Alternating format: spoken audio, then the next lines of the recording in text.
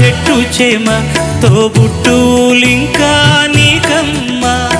చుట్టూ ఉన్న చెట్టు చేమ తోబుట్టులింకా నీకమ్మ.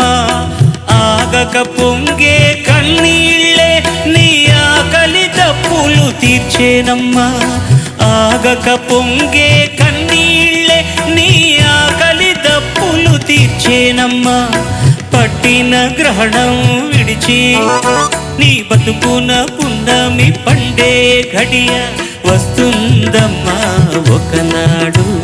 చూస్తున్నాడు పైవాడు.